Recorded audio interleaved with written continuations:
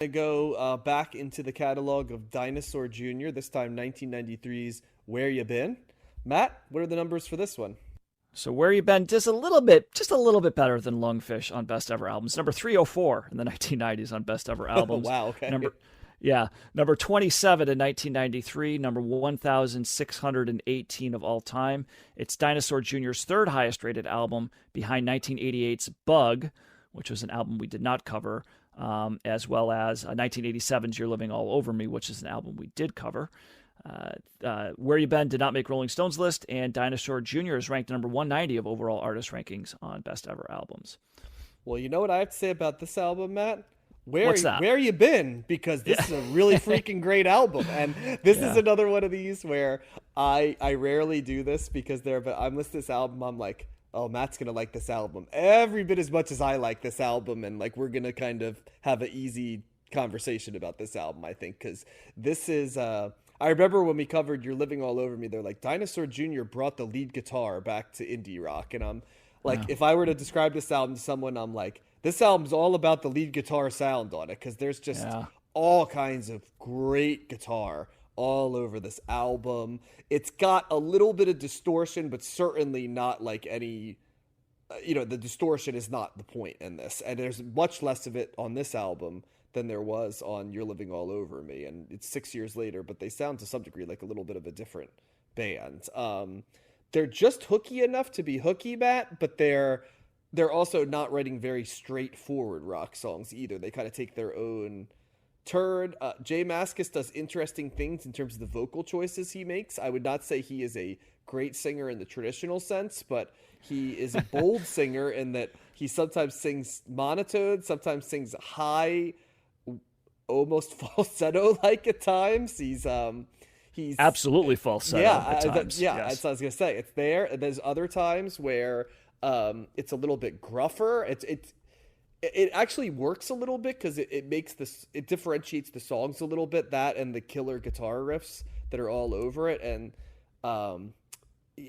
then you have to search for the bass lines the first time you listen to it, but then once you kind of have locked in on what the guitar sounds like, and once you've gotten used to Jay Mascis' voice, then you can really appreciate where the drums and the bass and the rhythm section comes in. And there's a lot of tasty stuff in there as well. So this sounds like grunge, like not, I shouldn't say grunge. It sounds like 90s alternative rock, which it is, but it's just, if you were to put on what does 90s alternative rock sound, but like underground versions of it, it would be this, right? And this was before, I think, the album before Feel the Pain, which was the first time I think Dinosaur Jr. kind of broke at all into any sort of mainstream at all.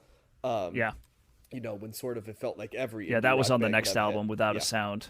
Right. So, but yeah, my takeaway, and I can revisit it, and I've got other stuff to say, but my takeaway is all the good guitar on this one. Great choice licks, and I laughed. I'm like, I am pretty confident that Matt and I are going to be delivering cash to each other on this one. So it starts. It's definite. This is a guitar album. Like, there's just guitar all over the place, and there's great. And it's not even just the lead guitar, although that's pretty good. It's like these just little choices, these little, parts that they're throwing in. Like On the Way, or Get Me. It's just got these really cool, elements that they're just throwing in there. That's not even the main part of the song. It's just interesting and keeps you on your toes a bit. It's definitely a 90s album. 90s rock. Jay Mascis's voice is, it's like if someone were to ask me, okay, well, give me a stereotypical, what's a Gen X slacker vocal, it'd be Jay Mascis. I mean, it's almost like he's bored with singing. It's a very lazy, it's like him or Steve Malkmus from like Pavement would be. That's a good point. Yeah. And generally I like it. I like kind of like the Jay Mascis sound. The only time it didn't really work for me was on the most unique song on here, which is Not the Same. So that's the one where he's singing the whole song falsetto. Also, and how much is out there the most Sonic Youthy song that Sonic Youth never wrote? I mean, my God, out there is a Sonic Youth song. Yeah. It's like comically so. I'm like, oh my God, this is great. But Well, like, and that's and you say it's not really. I don't know. There's a lot of distortion on here. But it's not like an overpowering, off-putting kind of thing. It just works well. It creates the rawness of the sound. It stays in the background. You know what I mean? They don't just unfurl it to just exist. By like long feedback sheets or stuff like that. Well, no, there's no right. There's no feedback, but so it's crisp. But they're definitely like it's not a. I wouldn't call it a crisp, guitar sound. It's definitely like there's distortion pedals that he's playing off it. But but I think that's I don't know. It sounds cool. It sounds cooler when they're doing it like that. Although Start Chopping kind of begins like with like a I don't know. There's an interesting guitar tone there. That is a very crisp guitar tone. It's almost like a quasi Dave Matthews, Jack Johnson. They kind of go into the way they start that song. It's kind of interesting, but yeah, on Not the Same, I really wanted to like that because I do like the guitar, but at 6 minutes, I do get tired of his falsetto voice on that. It is so weird, isn't it? The guitar is so good on that, but yeah, his voice choice is weird. And I was trying to think, like, would it be better if he just did his regular drony kind of voice? And I get why he went falsetto there, because I don't know if that would really fit what they were trying to do. I almost wish that they maybe try to get the bass player to sing on that, or so, one of the other guys just had still Vasquez really like that song. Take a step back. It's so good do I. It's just for me. I think the vocals. It's too much. He's just in there too long with that, and I don't know. But other than that, might be my only gripe with this record. But like you said, John, yeah, it's as soon as it started, I'm like, and I remember how much I liked the last Dinosaur Jr. album that we covered. Kind of thinking to myself, I've always known of this band, but I never really listened to them. And damn it, I really should listen to them because that was a great album, and this is really great too. It's just got great guitar parts, really good drumming. It's just a lot of energy. I really like all the elements of the band.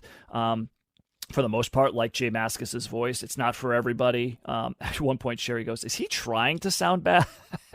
And like it's what he does, Sherry. It's just the way that it's part of their sound, and I don't mind it. It's like the Dylan thing, right, or the Neil Young thing, or Billy Corgan. You have the distinct voice that does not fall into the lane of a traditionally good voice, but it also, when you listen to it in totality with the rest of the songs, the albums that they have. And they make it their own, and it really fit, and it can really fit in well with what they're trying to do. And so when you hear a Dinosaur Jr. album or song, it's them, right? It's kind of, they put their stamp on that. So yeah, it's great. It's under 50 minutes. It's just like 47 minutes, so it hits that. It's not there too long. It's 10 songs. Yeah, man, it's a cool record. I should listen to more of their stuff. Yeah, they're 2 for 2 for me, and same take you had. It's kind of like, why was I not listening to this band? And this wasn't even considered to be one of their top tier albums. And I'm like, this is a really strong album. So I can only imagine what else is hiding behind the scene. And yeah, his voice does not bother me. Even the falsetto that he did on that, I liked it as a contrast to the rest of the album. So I was there for it. So yeah. I actually, now that I'm remembering, I did get, I don't know if I must have downloaded this or whatever, but I did, for some reason in 2012, they had an album called I Bet on Sky. And it was an album that I really liked as well. It's ranked 8th here on Best Ever Albums, so it's not one of their higher ones. But I remember liking that one quite a bit. And it's also interesting. I never really went back and let me listen to more Dinosaur Jr. or anything like that. It kind of stayed there like that. But I can vouch for that one as well. But yeah, it's a good band, man. Glad we covered this one.